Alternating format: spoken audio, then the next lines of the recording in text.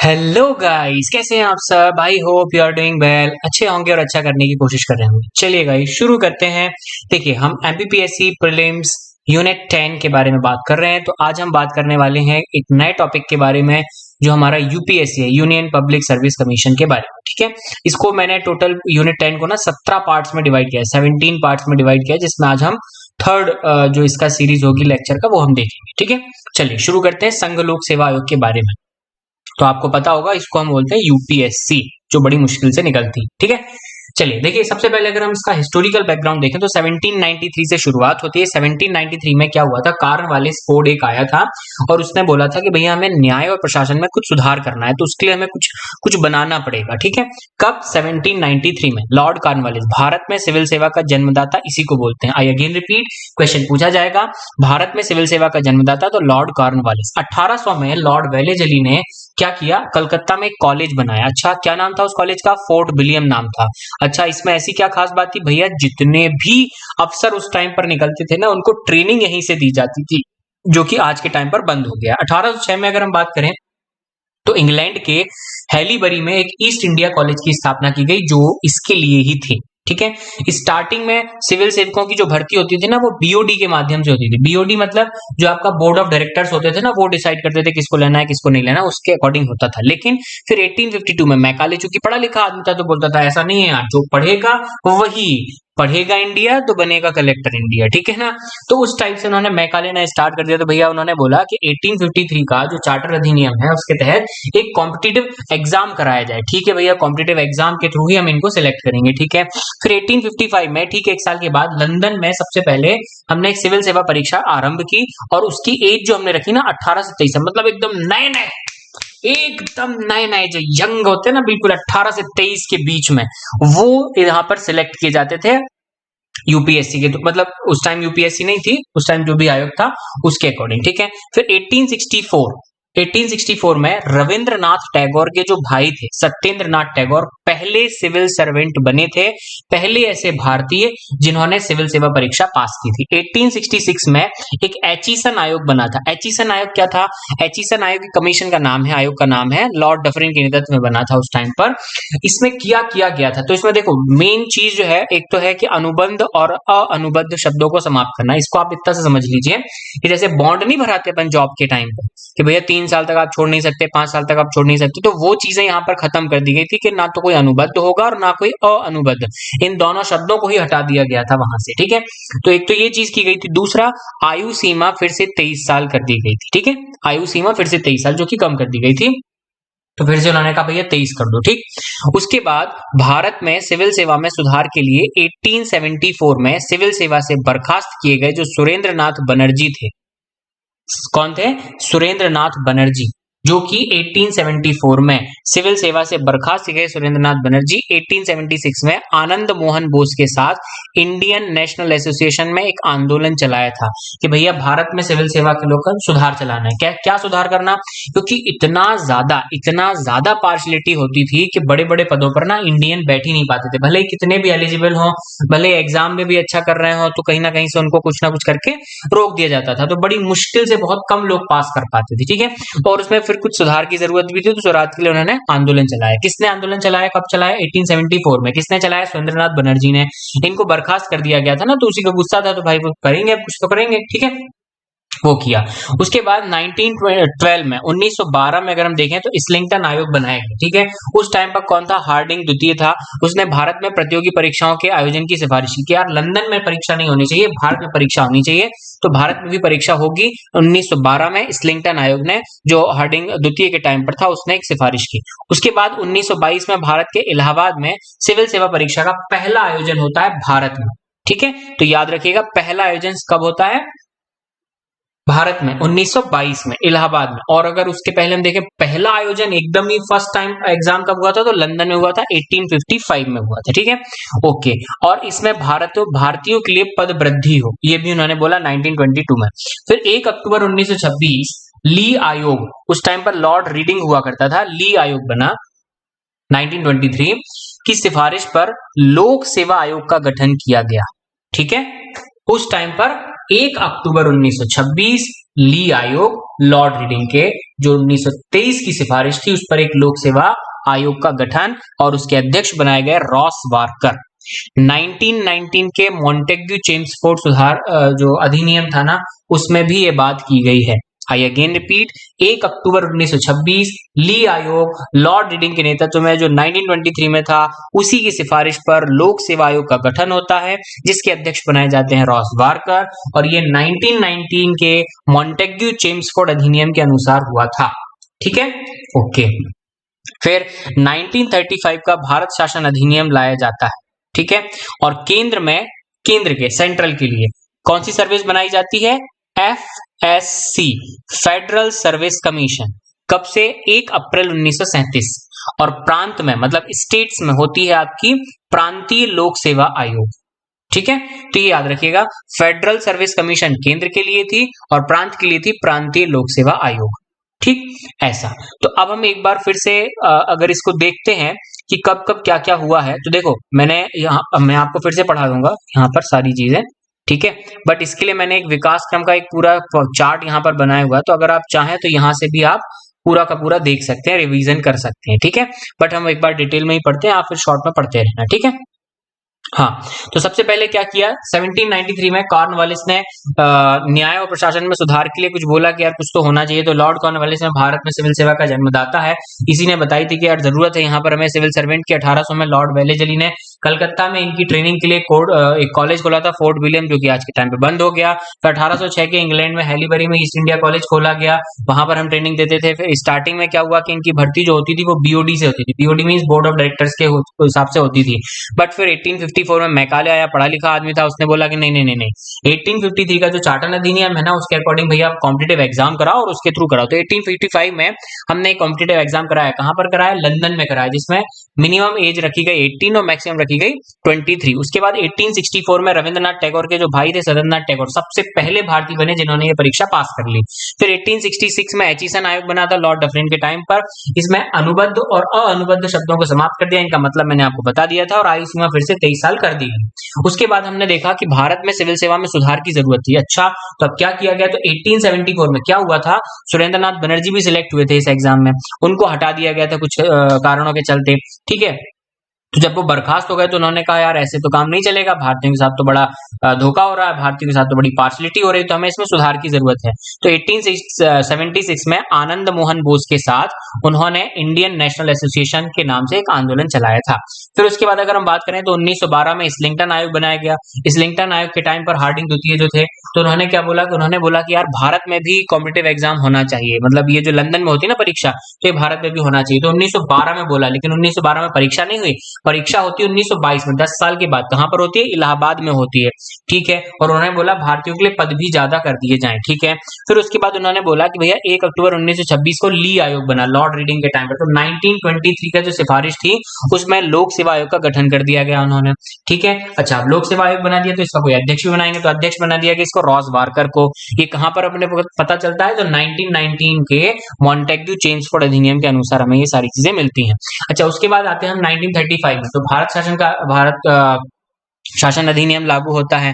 इसी के अकॉर्डिंग हमने देखा केंद्र में एक सर्विस बनाई गई, फेडरल सर्विस कमीशन, जो कि 1 अप्रैल 1937 से चालू की गई, और प्रांत में ऐसी सर्विस चालू की गई, उसका नाम था प्रांतीय लोक सेवा आयोग।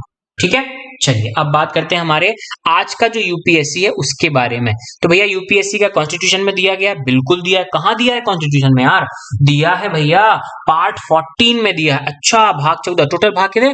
अच्छा अच्छा अच्छा, ठीक है ठीक है, भाग 14 में दिया गया। ठीक है, कहां से कहां तक दिया गया भैया? 308 से 323 तक दिया गया। ओके, अनुच्छेद 315 में इसकी शुरुआत होती है। ठीक है भैया, तो अनुच्छेद 315 में क्या दिया गया है? अनुच्छेद 315 में क्या दिया गया है अभी हम आगे देखेंगे, एकदम डिटेल में देखेंगे, 12, 13, 14, 15 सब देखेंगे। ठीक है, तो भाग 14 में 308 से 323 के बीच में आपको मिल जाएगा। प्रकृति अगर हम देखें तो संविधान है यार, स्वतंत्र निकाय संविधान में दिया है, तो संवैधानिक निकाय हो गया। ठीक है, अच्छा, इसका काम क्या होता है? तो भैया ग्रेड ए और ग्रेड बी के लोगों की नियुक्ति करना, वो भी सेंट्रल में। ठीक है, स्थापना कब हुई? 1 अक्टूबर 1926, मैंने आपको ऊपर बताया, ली आयोग। ठीक है, फिर अच्छा, अगर ऑफिशियली हम देखें तो 26 जनवरी 1950 1935 का जो अधिनियम है उसी के तहत, तो 26 जनवरी 1950 को। इसका मुख्यालय नई दिल्ली। पहले अध्यक्ष अगर हम बात करें, पहले प्रमुख बेसिकली, तो रॉस बारकर, अब मैंने आपको बताया था 1926 से 1932 तक। अगर हम पहले भारतीय के बारे में बात करें तो एच के कृपलानी हुए 1947 से 1949 के बीच में। कौन हुए?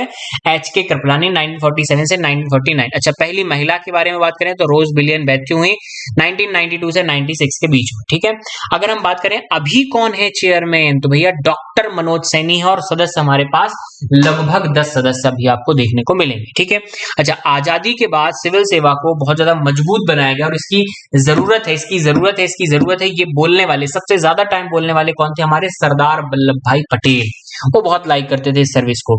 1976 में कोठारी आयोग ने 3 स्तरीय परीक्षा की सिफारिश की। 1976 में बोला था प्री, मेंस और इंटरव्यू होना चाहिए, कब बोला था? 1976 में। ओके, किसने बोला था? कोठारी आयोग ने। उसके बाद 1989 में जो सतीश चंद्र समिति बनी थी ना, उन्होंने बोला भैया निबंध का भी एक पेपर होना चाहिए, इससे हमें पता चलेगा, इनका डिस्क्रिप्टिव स्किल्स पता चलेगा, इनका एनालिटिकल स्किल पता चलेगा। ठीक है, फिर 2004 में होता कमेटी ने क्या बोला? कहते यार सब चीजें तो पता चल रही हैं, लेकिन अगर बच्चा हिसाब में कच्चा होगा तो कैसा कलेक्टर बनेगा? कलेक्टर का काम है रेवेन्यू जनरेट करना, अगर जुड़ घटाने नहीं आएंगे तो कैसे काम चलेगा? तो उन्होंने बोला भैया एप्टीट्यूड भी होना चाहिए, ठीक है, डिसीजन मेकिंग पावर होना चाहिए। तो 2004 में होता समिति ने प्रारंभिक परीक्षा में एप्टीट्यूड के पेपर की सिफारिश कर दी थी। ठीक है, तो याद रखिएगा। आगे देखते हैं, अगर हम विस्तार से देखें तो आर्टिकल 312, अगर हम विस्तार से देखें तो आर्टिकल 312 जिसमें अखिल भारतीय सेवाओं के बारे में बात की गई है, तो 312 का एक है। अब देखिए, ध्यान से देखिएगा, संसद राज्यसभा में उपस्थित और मत देने वालों के अगर 2/3 बहुमत से हम पास करते हैं, तभी हम किसी भी प्रकार की अखिल भारतीय सेवा का निर्माण करते हैं। आई बात समझ में? कहां पर लिखा हुआ है? आर्टिकल 312 एक में लिखा हुआ है कि संसद और राज्यसभा दोनों में 2/3 बहुमत से पास होता है, तभी कोई अखिल भारतीय सेवा का गठन होता है।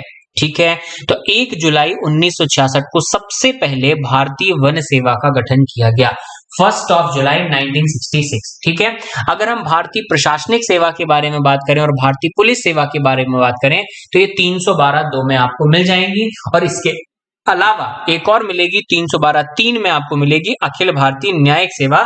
इससे हम सीजे और डीजे भर्ती करते हैं, डिस्ट्रिक्ट जज तक की भर्ती यहां से हो जाती है। ठीक है, रिक्रूटमेंट। ओके, अब ध्यान से सुनिएगा कि ये जो डिफरेंट जो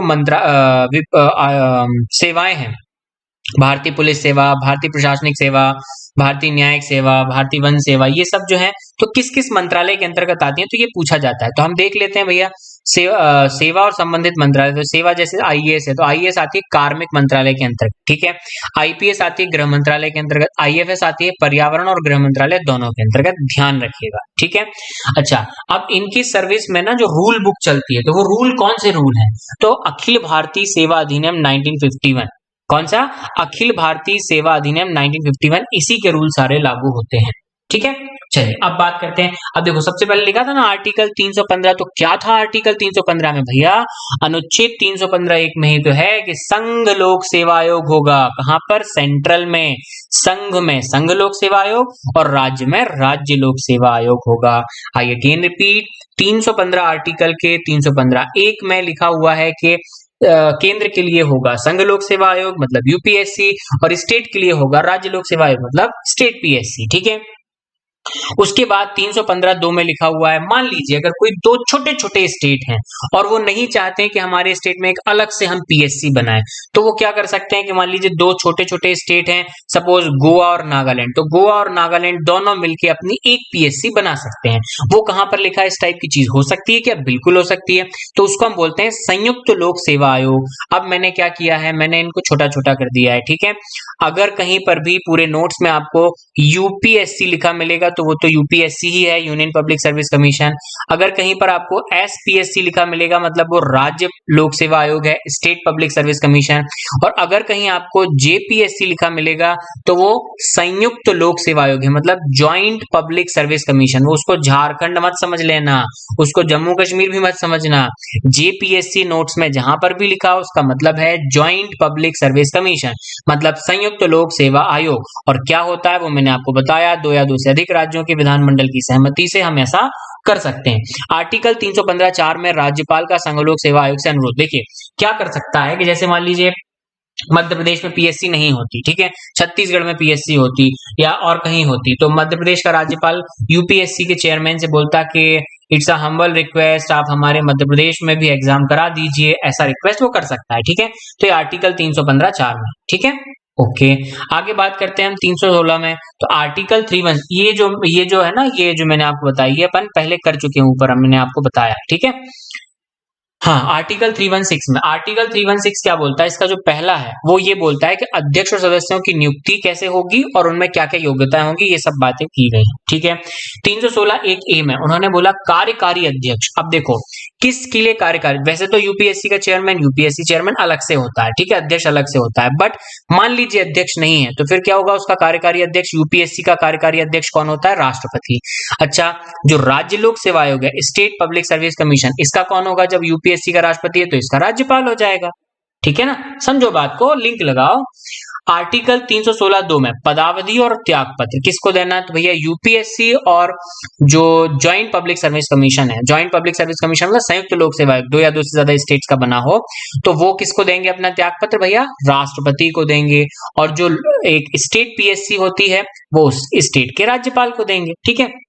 अब देखो योग्यता क्या होता है, आधे सदस्यों को भारत या राज्य सरकार में कम से कम 10 साल का एडमिनिस्ट्रेटिव एक्सपीरियंस होना चाहिए, 10 वर्ष का प्रशासनिक अनुभव हो, कम से कम 6 साल के लिए बनते हैं ये। अगर इनकी मैक्सिमम एज देखी जाए तो यूपीएससी में देखेंगे तो 65 साल है, अगर वही स्टेट पीएससी में देखोगे तो 62 साल है, अगर वही आप संयुक्त लोक सेवा आयोग में ज्वाइंट पब्लिक सर्विस कमीशन, समझ गए ना, दो स्टेट का मिलकर बनता है, तो उसमें देखोगे तो 62 साल है। अगर आप देखें कि किसको ये अपना त्याग पत्र दे सकते हैं, तो भैया यूपीएससी और जेपीएससी वाले राष्ट्रपति को दे देंगे और स्टेट पीएससी वाले राज्यपाल को दे देंगे। बात समझ आ गई। आई अगेन रिपीट, आधे सदस्यों को कम से कम या तो भारत सरकार में या राज्य सरकार में 10 इयर्स का एक्सपीरियंस होना चाहिए। इनकी पदावधि 6 साल होती है। अधिकतम आयु इनकी अगर यूपीएससी है तो भैया 65 साल है, अगर स्टेट पीएससी है तो 62 साल है, अगर ज्वाइंट पीएससी है तो 62 साल है, ठीक है। और यूपीएससी और ज्वाइंट पीएससी है तो राष्ट्रपति को देंगे अपना त्यागपत्र, और स्टेट पीएससी है तो गवर्नर को दे देंगे, ठीक है। अनुच्छेद 316(3) में पुनः उसी पद पर किसी की भी नियुक्ति नहीं, मतलब एक बार जो सदस्य बना है वो सदस्य फिर से नहीं बनेगा, फिर वो अध्यक्ष बनेगा। और अगर मान लो जो अध्यक्ष बना है तो वो क्या क्या बन सकता है आगे, वो मैं आपको बताता हूँ, ठीक है। वो अपन डिटेल में देखेंगे, ऐसे हवा में बात नहीं कर सकते, ठीक है। चलिए आर्टिकल 317 अब देखते हैं। अनुच्छेद 317(1) में अध्यक्ष और सदस्यों को हटाने का एक पूरा प्रोसेस है, ठीक है। तो यूपीएससी और जो ज्वाइंट पब्लिक सर्विस कमीशन है और स्टेट पीएससी है, इनको हटाने के लिए राष्ट्रपति हटाएगा, लेकिन कुछ कदाचार साबित होना चाहिए। अच्छा, प्रक्रिया क्या है, प्रक्रिया यह है, आर्टिकल 145 के तहत उच्चतम न्यायालय की मतलब सुप्रीम कोर्ट की जांच के बाद एक बाध्यकारी सलाह दी जाती है राष्ट्रपति को। अब ध्यान से, ये वर्ड जो मैंने लिखे हैं ना, कीवर्ड्स, भाई साहब गागर में सागर, इससे ज्यादा अच्छा नहीं हो सकता था इस नोट्स में, ठीक है। बाध्यकारी सलाह लिखा, एक वर्ड लिखा, हमेशा याद रहेगा, स्ट्राइक करेगा दिमाग पे। क्या बोल रहा है वो कि 145 का आर्टिकल जो है, जिसमें ये बोला जाएगा कि सुप्रीम कोर्ट ने जांच कर ली है और पता चला कि यूपीएससी के चेयरमैन दागदार हैं, तो वो एक सलाह देंगे राष्ट्रपति को, और ये सलाह बाध्यकारी होगी, मतलब राष्ट्रपति को मानना ही पड़ेगी। ये सुप्रीम कोर्ट ने जांच के बाद बोल दिया कि इस आदमी को हटा दो, इसने करप्शन किया है, तो हटा दो, खत्म बात, ठीक है। उसके बाद आर्टिकल 317(2) में जांच के दौरान निलंबन यूपीएससी और जेपीएससी का राष्ट्रपति और एसपीएससी का राज्यपाल करेगा, ठीक है। Got it, okay. अगर हम बात करें अनुच्छेद 317(3) में अध्यक्ष और सदस्यों को हटाने के लिए, अब देखो, अभी तो हमने अध्यक्ष और सदस्य हटाए थे, अब हमने बोला कि भैया उन्होंने करप्शन किया हो, कुछ गलत किया हो, तो बात अलग है। इसके अलावा और भी कोई तरीका बिल्कुल है।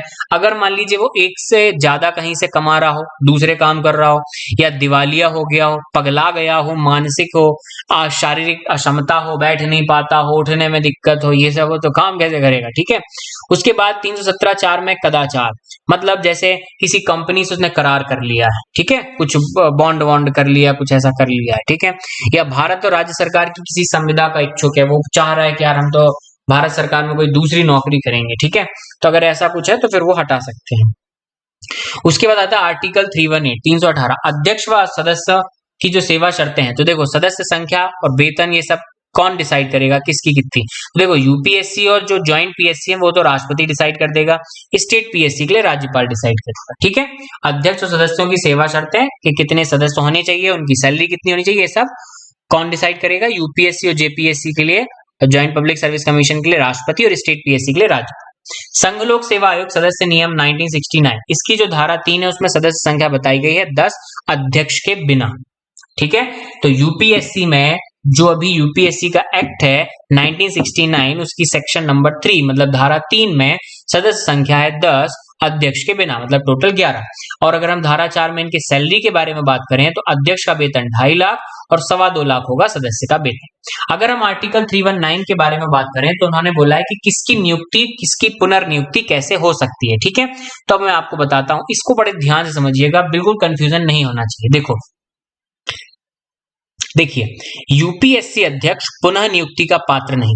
यूपीएससी अध्यक्ष तो एकदम पीक पॉइंट हो गया ना, एकदम एकदम सबसे ऊंचा पद हो गया, तो उसके बाद उसको क्या बनाएंगे? कुछ नहीं, सदस्य तो बन नहीं सकता। ठीक है, तो यूपीएससी अध्यक्ष किसी भी टाइप से पुनः नियुक्ति का पात्र नहीं है। सदस्य बिल्कुल सदस्य बन सकता है, लेकिन सदस्य फिर से सदस्य नहीं बन सकता। सदस्य अब अध्यक्ष बनेगा, तो या तो वो सदस्य अगर जैसे यूपीएससी का सदस्य रहा है तो वो या तो यूपीएससी का अध्यक्ष बन जाएगा या फिर किसी स्टेट पीएससी का अध्यक्ष बन जाएगा। ठीक है, अगर वो यूपीएससी का मेंबर है तो या तो वो यूपीएससी का नेक्स्ट टाइम प्रमोट होकर चेयरमैन बनेगा, और अगर यूपीएससी का चेयरमैन नहीं बन पा रहा है तो किसी और स्टेट पीएससी का चेयरमैन बनेगा।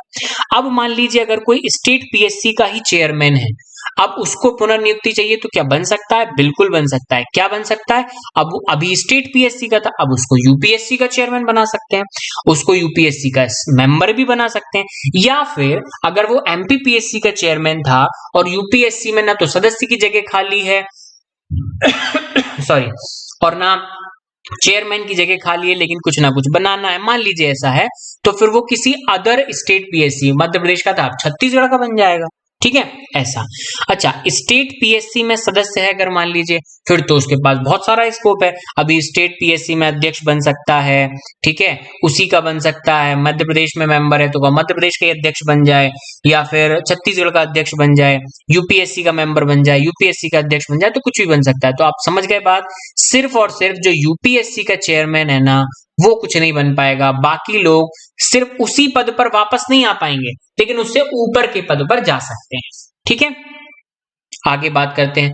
अनुच्छेद 320, इसमें बताया गया है कि लोक सेवा आयोग काम क्या करता है। तो लोक सेवा आयोग के काफी सारे काम है। देखिए हम बात करते हैं 5 टाइप के कामों के बारे में विशेषकर बात की गई है कि यूपीएससी से लोगों की नियुक्ति करना और स्टेट पीएससी से भी उनका रिक्रूटमेंट करना। 320(2) में यूपीएससी और राज्य की संयुक्त सेवाओं में नियुक्ति में सहायता करना। ठीक है, कि जो ज्वाइंट पीएससी उसमें भी यूपीएससी हेल्प कर देता है ना। उसके बाद 320(3) में सिविल सेवा के नियम, उनका एग्जाम कैसा होना चाहिए, उनकी प्रमोशन कैसी होनी चाहिए, उनके ट्रांसफर, इससे रिलेटेड जो चर्चा है, इससे रिलेटेड जो सुधार है, उन पर बातचीत हमेशा करती रहती है। उसके बाद 320 का जो 5 है उसमें राष्ट्रपति और राज्यपाल द्वारा जो बनाए गए नियम है, उनको जो भी नियम बनाए हैं राष्ट्रपति और राज्यपाल ने यूपीएससी को लेके जो भी रूल्स बनाए हैं 14 दिन के अंदर अंदर विधायिका के सामने रखना है। विधायिका मतलब संसद के अंदर रखना है या फिर विधानसभा के अंदर उनको रखना पड़ेंगे। ठीक है, उसके बाद अगर हम आर्टिकल 321 में बात करते हैं तो लोक सेवा आयोग के कार्यों का विस्तार। लोक सेवा आयोग क्या क्या कर सकता है उसके बारे में बात है, जैसे यूपीएससी संसद और स्टेट पीएससी राज्य विधानमंडल। ठीक है, यही इनके काम डिसाइड करते हैं।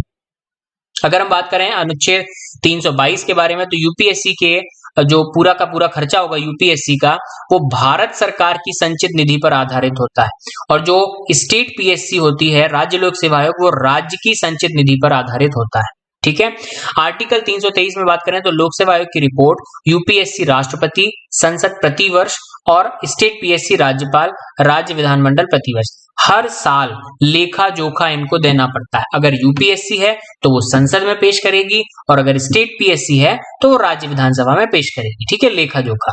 यूपीएससी के अगर हम पहले मुस्लिम अध्यक्ष के बारे में बात करें तो जीएम कुरैशी हैं। अब यहाँ पर देखो, ये पता क्वेश्चन पूछ लिया जाता है, घुमा के क्वेश्चन जब पूछते हैं ना तो पूछ लिया जाता है अखिल भारतीय सेवाएं और केंद्र सरकार की सेवाओं में क्या अंतर है। तो केंद्र सरकार की सेवाएं होती है जो एसएससी से भर्ती होती है ना, मैक्सिमम उन्हीं को बोलते हैं। केंद्रीय सेवाएं ये भी है, लेकिन मैं अभी अंतर बताता हूं सॉरी। केंद्र सरकार की सेवाएं जो है ना, वो जैसे एसएससी सीजीएल, एसएससी 10+2 वो वाली जो नौकरी मिलती है। ठीक है, अन्य विभागों में, मंत्रालयों में अंतर्गत जो आते कर्मचारी। अखिल भारतीय सेवाएं वे सेवाएं हैं जो डायरेक्टली केंद्र के सुपरविजन में होती हैं, मतलब केंद्र और राज्य दोनों से संबंधित होती हैं, दोनों के लिए उत्तरदायी हैं, और इस पर मूल नियंत्रण जो होता है वो केंद्र का होता है, लेकिन तात्कालिक नियंत्रण राज्य सरकार का। जैसे अगर कोई आईएएस है और आईएएस अगर वो मध्य प्रदेश में पदस्थ है तो उस पर मूल अधिकार तो सेंट्रल गवर्नमेंट का ही होगा, बट सेंट्रल गवर्नमेंट का अफसर जो है ना एक आईएएस, वो उसने उस अफसर को सेंट्रल गवर्नमेंट ने स्टेट गवर्नमेंट को दिया हुआ है कि हम अपना अफसर तुम्हें देते हैं, आप इसका यूज करो, ऐसा होता है। ठीक है, ऐसे समझा करें। ठीक, चलिए आगे बात करते हैं। संघ लोक सेवा आयोग की संरचना अगर हम देखें थोड़े से विस्तार से तो देखते हैं। संघ लोक सेवा आयोग में एक अध्यक्ष होता है और 10 सदस्य होते हैं। ठीक है, सदस्यों की संख्या संविधान में नहीं दी गई है, तो प्रेसिडेंट जो है वो अपने अकॉर्डिंग डिसाइड करता रहता है। मैंने आपको बताया था 1969 के नियम के अनुसार अभी तक 10, ठीक है, अधिकतम 10। आर्टिकल 3161 में हमने भी बताया आपको कि इसके अकॉर्डिंग जो हमारा राष्ट्रपति नियुक्ति है वो राष्ट्रपति अनुच्छेद 316 एक ए के अनुसार राष्ट्रपति कार्यकारी अध्यक्ष की नियुक्ति करता है। ठीक है, और अगर मान लो नहीं कर रहा है तो राष्ट्रपति खुद ही कार्यकारी अध्यक्ष होगा। जैसे मान लीजिए अध्यक्ष नहीं है अभी, तो कार्यकारी अध्यक्ष कौन होगा, मैंने आपको ऊपर बताया है, राष्ट्रपति नियुक्त करता है कार्यकारी अध्यक्ष। ठीक है, उसके बाद 15वां संविधान संशोधन 1963 में हुआ। ठीक है, उसमें क्या हुआ कि 316(2) के अकॉर्डिंग त्याग पत्र राष्ट्रपति के अनुसार 6 साल या 65 साल, जो भी पहले हो जाए, या तो 6 साल कंप्लीट हो गए हो उसके या 65 साल की एज कंप्लीट हो गई हो, तो ये 15वां संविधान संशोधन 1963 आर्टिकल 316(2) के अकॉर्डिंग किया गया। ठीक है, ठीक है, अनुच्छेद 317(1) के अकॉर्डिंग इनको हटाने की प्रक्रिया, तो राष्ट्रपति जैसा जैसा सुप्रीम कोर्ट की जांच के बाद जो कदाचार साबित हुआ है, तो भैया एक बाध्यकारी सलाह दी जाती है कि इसको हटा दो, तो हटाना ही पड़ेगा। ठीक है, तो ये मैंने आपको पहले ही बता दिया। ठीक है, उसके बाद 317(2) के अकॉर्डिंग इनका निलंबन राष्ट्रपति, 317(3) के अंतर्गत इनको हटाने के लिए मतलब अगर वो कुछ गलत काम कर रहा है, जैसे दिवालिया हो गया है या कोई दूसरी जगह से भी सैलरी ले रहा है, शारीरिक मानसिक रूप से अक्षम, ये सब मैंने आपको बता दिया। ठीक है, उसके बाद सदस्यों की योग्यता का अगर आपको एकदम बिल्कुल निर्धारण करना है कि भैया ये एलिजिबल है या नहीं है, तो इसके लिए संविधान में कहीं पर कुछ भी नहीं लिखा गया है। अनुच्छेद 316(1) के अनुसार बस इतना है कि आधे सदस्य, कम से कम जितना भी आयोग है ना, जैसे 10 मेंबर है, 10 में से कम आधे मेंबर ऐसे होना चाहिए जिनको 10 साल का अनुभव हो, या तो स्टेट गवर्नमेंट में काम करने का या गवर्नमेंट ऑफ इंडिया में, भारत सरकार या राज्य सरकार में काम करने का अनुभव होना चाहिए आधे सदस्यों को। जैसे सपोज आयोग में 10 सदस्य हैं, तो 10 में से 5 सदस्य ऐसे होने चाहिए जिनको 10 साल से ज्यादा का एक्सपीरियंस रहा हो। ठीक है, संघ लोक सेवा के आयोग के अध्यक्ष व सदस्यों की स्वतंत्रता, अच्छा आजादी है, बिल्कुल है। देखो एक तो क्या है कि हमने जैसे डिसाइड कर दिया कि 6 साल रहेंगे या 65 की एज तक रहेंगे, तो इनको एक जॉब सिक्योरिटी होगी, भाई इससे पहले हमें हटा नहीं पाओगे, अगर हटाओगे तो उसके लिए एक लंबी प्रक्रिया से जाना पड़ेगा। ठीक है, तो एक तो ये हो गया इनके लिए आजादी। उसके बाद अनुच्छेद 316(3) के अनुसार अध्यक्ष सदस्य अपने कार्यकाल के बाद पुनः नियुक्त होते हैं, लेकिन उससे बड़े पद पर नियुक्त होते हैं। ठीक है, ओके, लेकिन यूपीएससी चेयरमैन कुछ नहीं बन सकता। फिर संघ लोक सेवा आयोग के अध्यक्ष व सदस्य का कार्यकाल के बाद भारत सरकार या राज्य सरकार के अधीन किसी और नियोजन का पात्र नहीं हो सकता, मैंने आपको पहले ही बता दिया।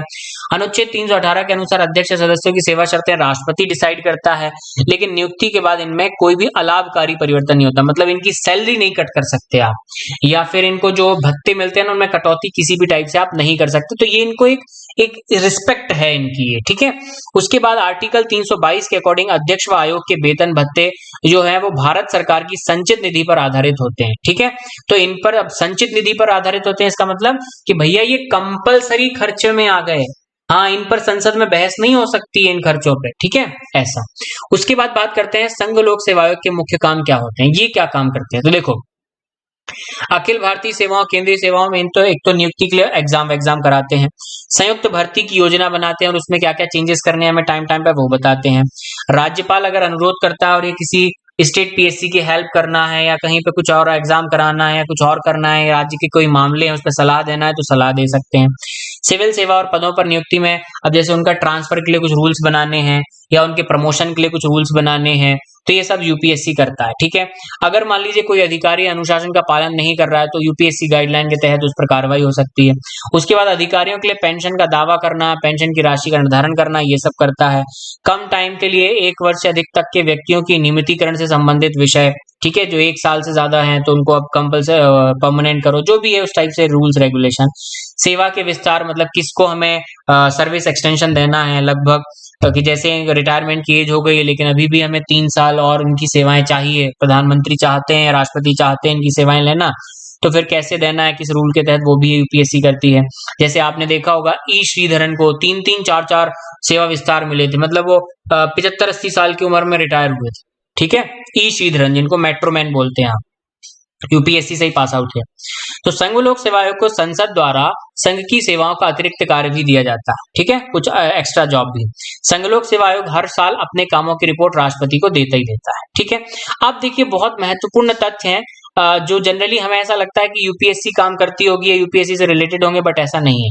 सेवाओं के वर्गीकरण, वेतन या सेवाओं की स्थिति, जैसे कैडर का प्रबंधन है, प्रशिक्षण है, इनसे यूपीएससी का कोई संबंध नहीं है। इस तरह के मुद्दे को कंप्लीटली कार्मिक और प्रशिक्षण मंत्रालय ही देखता है। संघ लोक सेवा आयोग द्वारा दिए गए सुझाव सलाहकारी प्रवृत्ति के होते हैं, मतलब जो यूपीएससी एडवाइस करते हैं ना, वो सलाहकार। जैसे यूपीएससी ने ट्रांसफर को लेके कोई एक एडवाइस दी सरकार को, प्रमोशन के लिए कोई एडवाइस दी, तो जरूरी नहीं है कि वो माननी पड़ेगी। ठीक है, तो यह केंद्र सरकार पर निर्भर है कि उसके सुझावों पर अमल करे या खारिज करे। ठीक है, तो सरकार ऐसे नियम बना सकती है। संघलोक सेवा आयोग संग्रहालय दिल्ली के धौलपुर में बनाया गया है और संघलोक सेवा आयोग सिविल न्यायालय की शक्तियां धारण करता है और देश के किसी भी नागरिक को समन जारी कर सकता है, किसी भी विभाग से रिपोर्ट मांग सकता है। तो ये एक इनका अधिकार है, ये याद रखिएगा, ये बच्चे भूल जाते हैं आप लोग। ठीक है, तो ये याद रखिएगा। ओके, तो thank you guys, thank you very much. और आप लोग फटाफट से बहुत अच्छे से पढ़ाई कीजिएगा। एंड अगर आपको ये वीडियो अच्छा लगा हो तो लाइक कीजिएगा, शेयर कीजिएगा, सब्सक्राइब कीजिएगा। जितने ज्यादा से ज्यादा लाइक कीजिएगा उतना अच्छा मुझे लगेगा। ठीक है, thank you guys, thank you.